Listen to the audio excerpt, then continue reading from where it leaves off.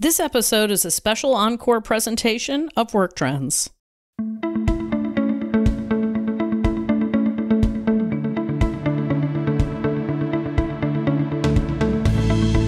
Welcome to the Work Trends podcast from Talent Culture. I'm your host, Megan Mbiro.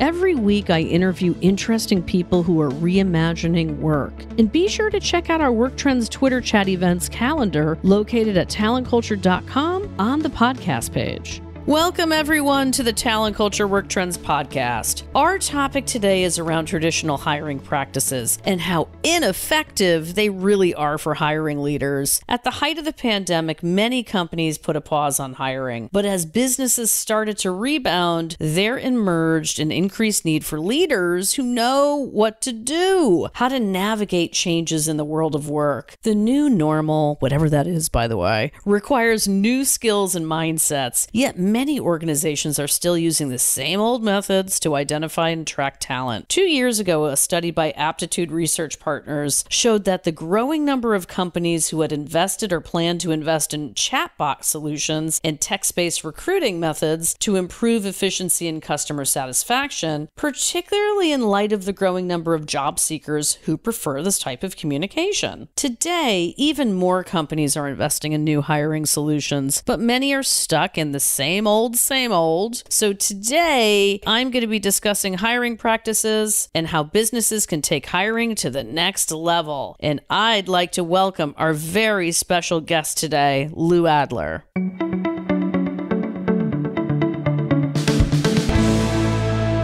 Lou Adler is a well-known hiring expert who's got a good whiff of corporate BS and turned the recruitment industry on its head through his performance-based hiring model. With over 40 years in the recruiting industry, Lou's company, the Adler Group, has trained over 40,000 hiring managers and placed 1,500 executives for many of the fastest-growing companies. He is a top LinkedIn influencer, author. He's known for the Essential Guide for Hiring and Getting Hired, and the Amazon Top 10 bestseller, Hire with Your Head, Performance-Based Hiring to Build Outstanding Diverse Teams, which has been translated into multiple languages. He's also the host of the Almost Daily Recruiting Show, focused on addressing the challenges involved with diversity hiring without compromise. So what a privilege to welcome you, Lou, today. Shall we begin? Yeah, I'm excited about this one. Nobody's ever said any of those nice things about me, so I'm excited to talk. Oh, awesome. Hey, Lou, quick question for you. Where are you today? At this moment, I am in Laguna Beach, California. Sweet. All right, let's dive right in. You contend that hiring results haven't improved much in the past 25 years. What is the basis for this claim after tens of billions have been spent on new HR tech? Well, the biggest claim is I look at the Gallup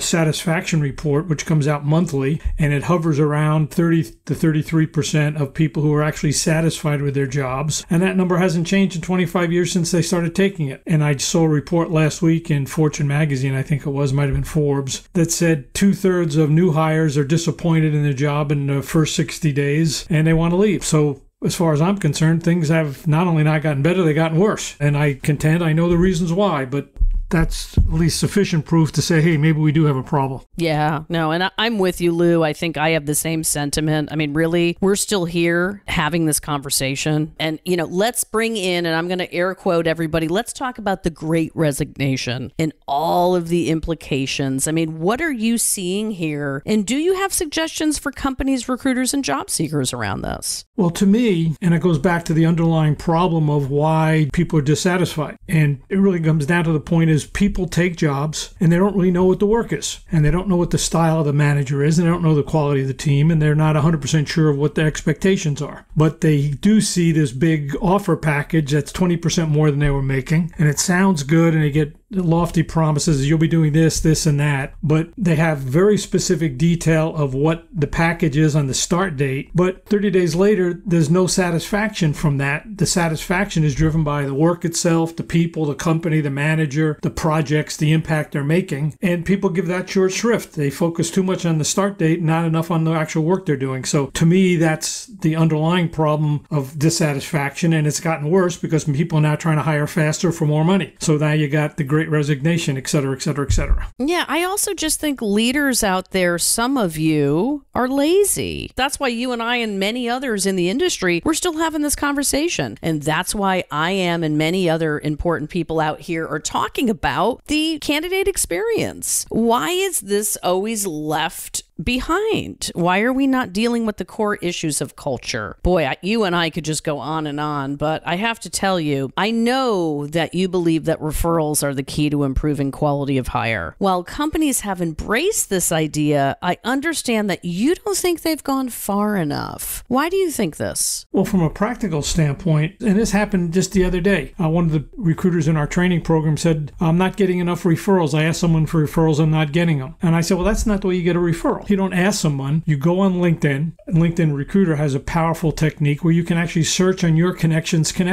So rather than ask, hey, who do you know who could be in the logistics job, say, hey, I noticed Mary, Joan, and Bill are all doing something you've worked with in the past. What do you think of those people? So the idea is convert a cold call into a warm call. So now if I call Mary, Joan, and Bill and say, hey, Megan just suggested I give you a call. Oh, how's Megan doing? So the idea is proactively looking for referrals. Don't go begging for, hey, who do you know doing this? Who do you know doing that? Because all you're doing is perpetuate cold calls. So proactively get on the phone, talk to people. But even if you do that, which is a good idea, the candidate who was just referred to you is going to say, well, tell me about the job. Well, I don't know about the job. And you'll have this BS thing to talk about. So then the whole thing falls apart. So there's two bookends you have to do to pull it off. One is proactively search for names. The other one is proactively understand the job, at least at some level where you can articulate the key performance objectives and why it could be a good career move. Can't do that. All this other stuff's a waste of time. And that's what, as far as I'm concerned, the tens of billions of dollars spent has been a waste of time. I mean, I love the BS thing too, right, Lou? I mean, people don't want it anymore. They never wanted it to begin with. Don't get me wrong, but now more than ever, my gosh. No, I actually, sad to say, I think they do want it. I mean, I think candidates are as much at fault. I just put a poll up and asked people to put the money aside and think about the real job. And they, no, I'm not, if I don't get the money, I don't want to talk to anybody. Well, the idea is the money should be a negotiating item, not a filter to talk or not. So candidates have this mindset of, they're lazy too. Oh, if the money's big enough and you give me some BS surprises or promises, I'll be okay. But 2/3 of the people aren't okay with that approach, and they've never been. So I don't want to just attribute it all to companies. It's on all three sides, the hiring manager, the recruiter, and the candidate as well. And the company leading all of that activity, talent leaders haven't really taken a proactive approach to, hey, we can change all that. Well, I tell you, yeah, there's HR technologies and trends that are happening. I mean, which HR technologies or trends do you feel are going to have the biggest impact? Because as we both know, this is a crowded market now. Well, I would say at some level, AI used properly will be very, very effective. But I've talked to a lot of people who build AI based on talent, and I'm disappointed is they're kind of using the wrong metrics to figure it out. You look at a strong person. So let me give you an example. A little complicated because it gets into calculus, but the rate of change of growth of a person is a clear indicator that person's a top performer. But there's no AI that actually takes that into account. They just looks at skill sets, industries, background, academics, and studies that on a pretty high level. It's definitely a very sophisticated statistical level, and say these are the best predictors. But none of them take into account the rate of change of growth, which indicates, hey, if you're growing fast, you have less experience and less skills, but it means you're also a rapid learner and a high potential person. So I think there are some components of AI that are very, very powerful. But I think when it's applied indiscriminately to hiring and selecting top performers and reaching out to those people with a logical career move, I see some big gaps there and I don't see the bridges being built to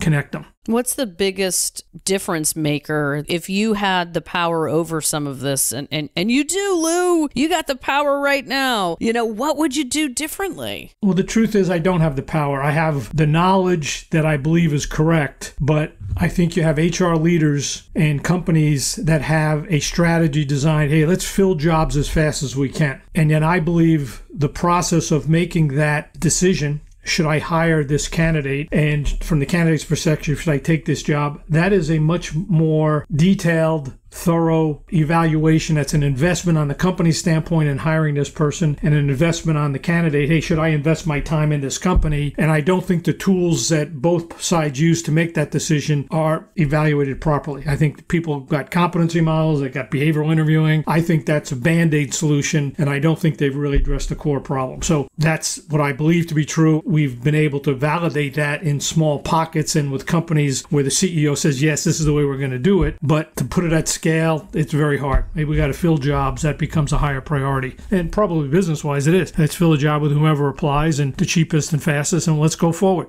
So people have optimized that decision versus optimized the best person for the best job. Yeah, it's impatience all the way around, really. Oh, it is impatience, yeah. A candidate wants to avoid pain. Oh, I hate this job. I hate my boss. Oh, it was a long day at the office. Candidate, this sounds like a good job. I like the people. I'm getting more money. Yes, I don't have to drive to this company anymore. But 30 to 60 days later, the pain returns. The same thing with the company. I got to fill this job. I got to fill it quickly. I got all this work to do. I don't want to work overtime. Let me hire this person. So both parties have this shorter term focus to minimize aggravation at the expense of the long-term satisfaction and growth opportunity. The job decision avails both parties. In a recent article, you suggest that in order for a company to hire more leaders, it can't use the same process it uses to hire everyone else. What do you mean by this? Well, I would say a leader is anybody. It's almost anybody, even from entry level to chairman of the board. So I don't want to imply that a leader means that the person has to have a leadership role. So maybe the wording of that post was a little bit unclear. Nonetheless, you hire a staff engineer with 2 to 3 years experience, and if they're just doing their job, they're fine. On the other hand, if they can help other people, they can put a plan together and work with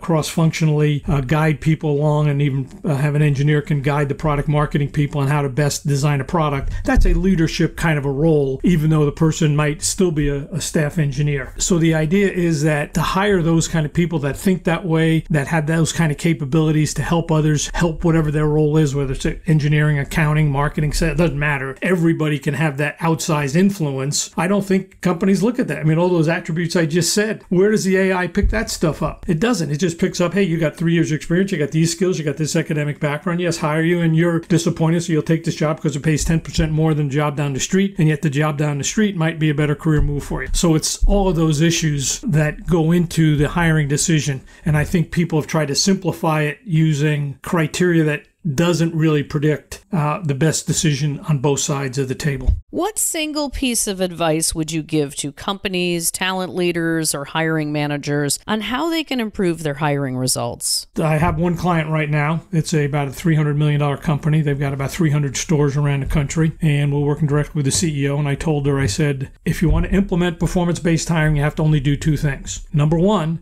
is you don't take a rec filled with skills, experience, and competencies. Instead, you take a rec that lists the 5 or 6 key performance objectives the person taking that job needs to do over the course of the year to be considered successful. We call that a win-win hiring outcome, meaning the candidate says, I'm so glad I had this job over the year and I'm enjoying this work, and the hiring manager says, I'm so glad I hired that person. So defining the work is that core thing. The other bookend is don't accept or don't hire anybody unless they meet the standards on a tool we call it the Quality of Hire Talent Scorecard, which determines the 10 best predictors of on-the-job success. And it goes through experience to do the job, fit with the company, motivation to excel, problem solving, a bunch of critical competencies and performance objectives that we've seen predict success. I said, so we have the scorecard. Have everybody after the interview the candidate agree to the scorecard with little variance across the 10 factors. If you just put those two bookends in, don't hire anybody who doesn't meet these performance requirements, and define those performance requirements up front, you'll figure out what you got to do in the middle to get there. The CEO, we met with 30, 40 people, all the managers in the company on Monday. She said, we're going to do two things after this program.